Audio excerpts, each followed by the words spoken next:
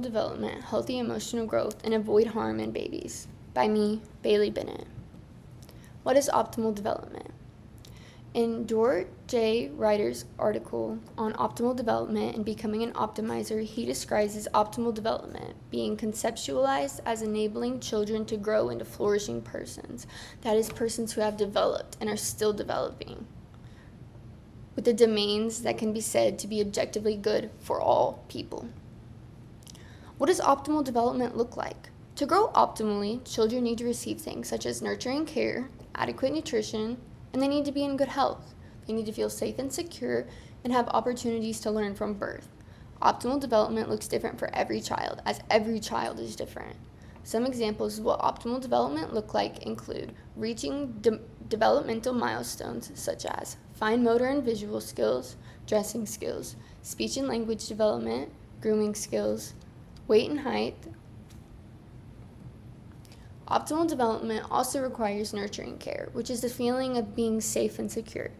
This means optimal development can also look like having different immunizations, being breastfed, having adequate nutrition, being in good health, having access to clean water, air, and sanitation, having nurturing parent, or caregiver.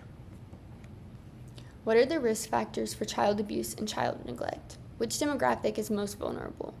Child abuse and neglect can disrupt healthy development and result in lifelong effects on a child's mental, emotional, and physical health.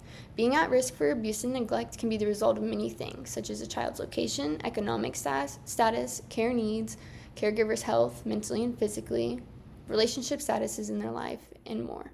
According to the National Children's Alliance, more than 600,000 children are abused each year, with African American childs being the greatest in fatalities. Following behind that is Hispanic with 3.9 and white with 2.9. What are the risk factors for child abuse and neglect? Which demographic is most vulnerable? Child abuse and neglect is deadly. In 2021, the United States had an estimated 1,820 children die from abuse and neglect. Boys have a higher child fatality rate at 3.01 per 100,000 compared to girls at 2.15, yet girls have a higher victimization rate. Child neglect is the most common form of child abuse, with 3/4, which is 76% of victims being neglected. 16 are physically abused, and 10% are sexually abused. What population and ages are at their greatest risk for being abused and neglected? Most victims of child neglect are abused by a parent. In 2021, 452,313 perpetrators were abused or neglected a child and sustained child abuse cases. 77% of children were victimized by a parent. 28% of the victims are under the age of 2. 17% are between the ages of 3 and 5. 25% are between the ages of 6 and 10, 19% are between the ages of 11 and 14, and 10% were 15 and older. These findings conclude that most victims of child abuse and neglect are under the age of 11. What are the most effective interventions for stopping and/or preventing child abuse and neglect? There are numerous effective interventions for stopping and/or preventing child abuse and neglect.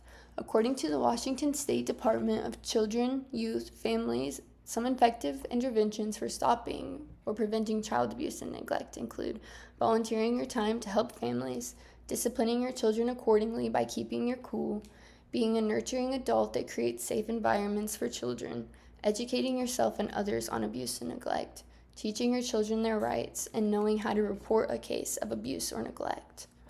What factors should parents focus on for their children when developing a secure bond and a healthy relationship with caregivers? The importance of a caregiver playing with, holding, having fun, touching, laughing, and sharing happiness with a child cannot be emphasized enough. According to the article, building a secure attachment bond with your baby, attachment or attachment bond is a unique emotional relationship between your baby and you, their primary caretaker. It is a key factor in the way your infant's brain organizes itself and how your child develops socially, emotionally, intellectually, and physically. Parents should use a variety of techniques to develop the secure bond and healthy relationship with their caregivers. Parents can learn the ways that babies communicate with you, whether it's an arch back, rubbing of the eyes, curled fists, or hyperactive movements. When you see that signs of your baby wants to play, engage with them. Smile at them, make a funny face, laugh, and play peekaboo. This helps to develop your bond through interaction. Try to learn your baby's cries, whines, and coos, as this will help you understand what your baby needs based on their cues. Don't overlook dads in the bonding process, as it is equally important for a father to develop a deeper connection with their child as a mother. Learn what movements soothe your baby by rocking them, swaying them, or moving back and forth. Soothing your baby will help develop a sense of trust with them. Although these are not all the factors parents should consider, they are all crucial to the developmental process of building a secure bond and healthy relationship between a child and their caretaker.